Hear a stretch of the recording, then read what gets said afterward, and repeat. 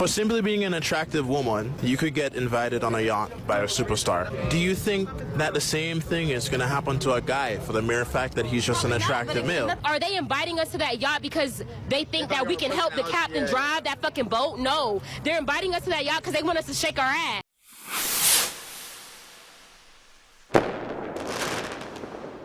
What's going on, everybody? I'm back with another new podcast. So, I got up this morning and I saw an interesting clip. Actually, it's two clips and it's about gender equality. So we're gonna take a look and see if the woman in the clip is spitting any facts or if she's just spitting that BS. Now, of course, we're gonna inject some truth into this conversation and break it down. But before we do, just make sure you tap that subscribe button. Make sure you turn on all notifications so you know every time I release a video. And don't forget to smash that like button. Now let's get into it. Do you believe that men and women are equal? No, absolutely not. Why do you believe that?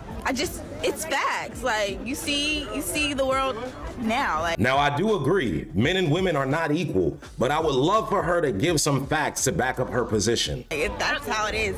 They're never treated either. We have to work so much harder to be where a man is. Let me say this. Especially I mean, white men. men have had everything given to them.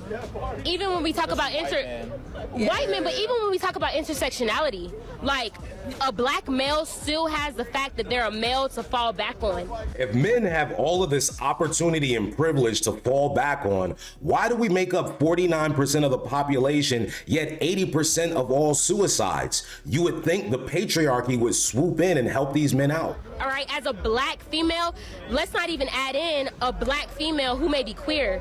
All right, when you add on layers of intersectionality, you're talking about like it's discrimination, layers of oppression, layers of discrimination. No, it's not equal. And the reason it's not equal is because as women, as black women, as women who identify as being black and queer, they have to pull themselves up from their bootstraps. So no, it's not equal. Queer, just like black women in general, they have to prove themselves to be more. Y'all see that man right there? I told you about that kind of man before. Normally surrounded by a horde of feminists and 2 to 3 beta males who provide validation and attention. Never sexual, only emotional. Y'all thought that was just jokes, but it's real. Now let's keep going. Exactly. And so no, it's not equal. Why? Because they're digging out the mud, creating pathways for themselves, creating ways to basically lead the path and be trailblazers for those that are coming behind them. So no, it's not equal. Society doesn't treat it as equal, and at the end of the day, it's not equal because black women are still prevailing. So no, it's not equal because look at what we have fucking done. Now, there is a second part to this conversation that I will play uninterrupted. I'll save my comments to the end, but I wanted to inject some truth into this before we continued because she mentioned having to get it out of the mud, which I would argue most Americans have to do because unless you have rich parents, an inheritance, property given to you, a trust fund, then you had to go out and get it on your own. But let's take a look at this article that I first heard about on the Fresh and Fit podcast. Rollo Tomasi had mentioned the rise of the she economy. I'm sure many of you have read this article already or at least heard it talked about to some degree. But if you haven't, you can just Google rise of the she economy. It was written back in 2019 by Morgan Stanley, and it's maybe a 10 to 15 minute read, and it's filled with graphs, data, statistics, facts. And you have to ask yourself, why an investment banking firm such as Morgan Stanley, who's valued at $146 billion, why are they so interested in what women are doing? Maybe they recognize women have more money now than they ever have, and they want to pander to these women so that they can sell them products. Just going to show you that you're not in this dire situation like you believe. And I want to direct your attention to this big, bold quote right here. It says, since 2010, the percentage of women executives increased across all developed regions, with the largest gains in Asia, with a doubling of participation since 2010. So those trailblazers that you're talking about, they already came You're the woman behind them.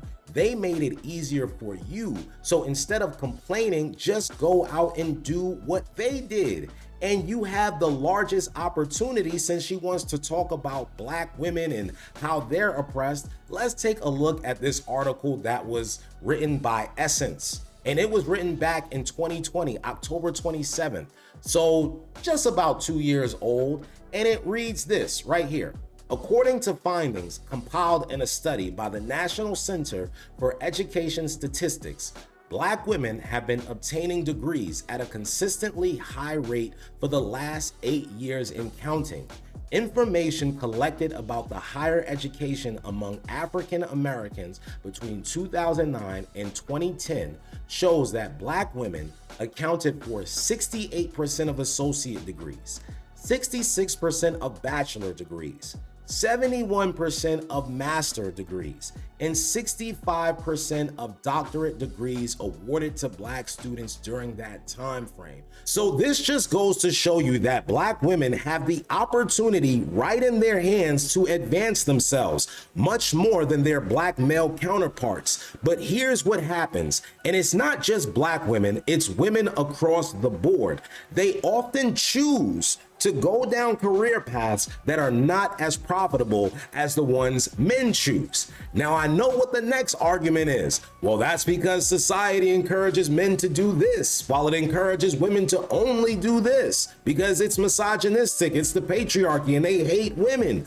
Well, let's take a look and see what happens when you try to make things as equal as possible. What do men and women choose? Is it biology or is it society? Let's take a look. Opportunity is an absolutely useful fundamental principle. But that has nothing to do with equality of outcome.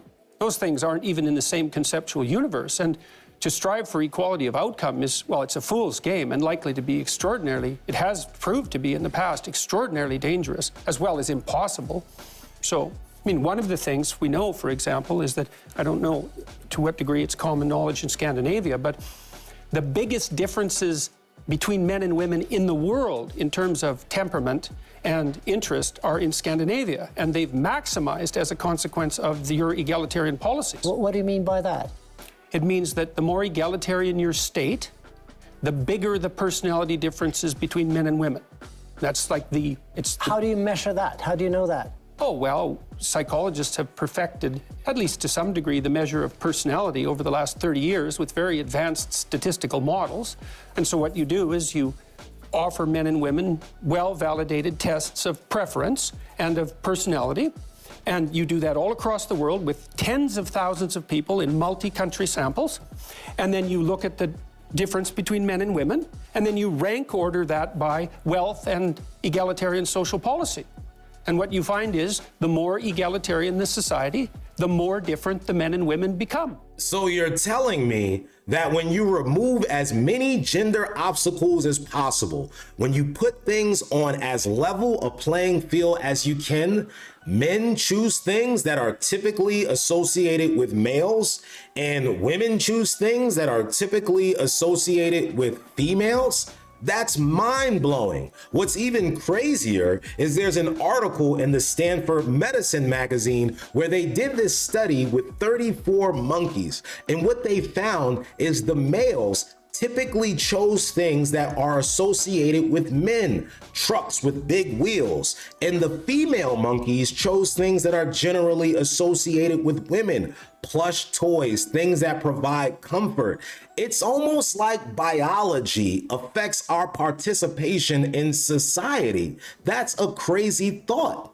But let's finish this conversation. Let's see what else they have to say. For simply being an attractive woman, you could get invited on a yacht by a superstar. Do you think that the same thing is going to happen to a guy for the mere fact that he's just an attractive male? Are they inviting us to that yacht because they think that we can help the captain drive that fucking boat? No. They're inviting us to that yacht because they want us to shake our ass. So let's be serious now. I'm not saying that men don't deserve their position in society. I'm not saying that at all. But what I'm saying is when women are granted the opportunity to be in certain spaces, it's for sexual preferences. And that's the bottom line. At the end of the day, when it comes to society and careers, they're gonna look at paper, what's on paper, your opportunities presented to you that you can put on a resume. When we think about sexuality and all of that, we're talking about black women who were sexualized during slavery, who were being raped by their slave masters. That's what we're talking about. We're talking about that. That shit's still important. That shit's still important. No, but you gotta think about the roots of everything. So it's like, don't then come back and blame us for using our sexuality to invite ourselves or be invited into spaces when that's what was presented to us. That's what we had to do to survive, literally, because if not, we would have fucking died. You know what I mean? So it's like, I understand, oh yeah, men and women may not be equal, but at the same time, don't refute the patriarchy. Now, she did start the conversation by saying something that is actually valid. Those men that invite them on the boat are not inviting them there for any other reason aside from the fact that they are attractive. But she ended up fumbling the rest of the conversation away, because what she fails to realize is that that opportunity is something almost exclusive to women. Men don't have the opportunity to get on yachts to ride around with successful men that could possibly further them in their careers. And she also mentioned that it's about what's on that resume, what's on that piece of paper. There is nothing stopping you from filling that piece of paper with relevant experience that somebody would want to hire you with. And here's the best part about it. Here's where you have the advantage. You can now get on that yacht with that same resume. That's an opportunity that men do not have. So I don't understand why it's so hard to answer the question, do you think a man would have that same opportunity? Because the answer is no. A man would not be able to get into a room or a boat with these successful men.